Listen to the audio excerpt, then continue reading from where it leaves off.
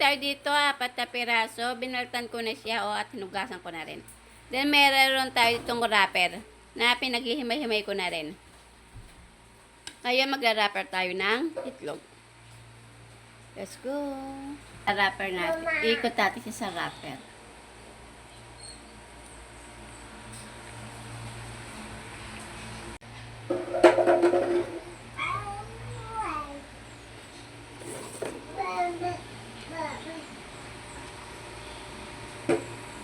Yan, tapos na natin siya i-roll sa wrapper. Ngayon, ipipirito naman natin. Let's go. Lagyan na natin siya ng mantika. Ilalagay natin yung pinagpirito natin kanina. Then, lalagyan natin siya ng... Ngayon, maglalagay na tayo sa kawali.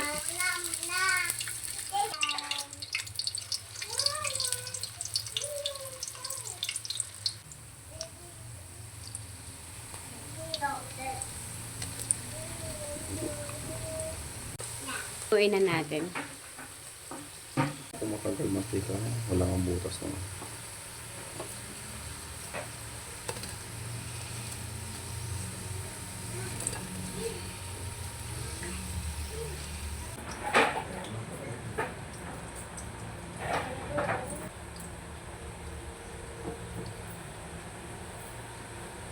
Baliktarin na natin. Ayun. Yan.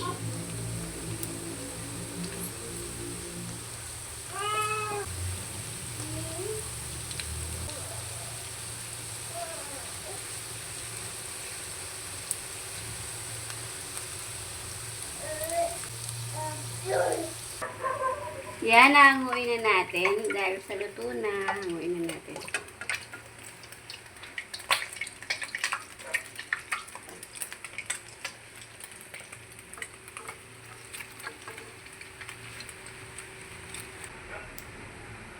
Tapos na.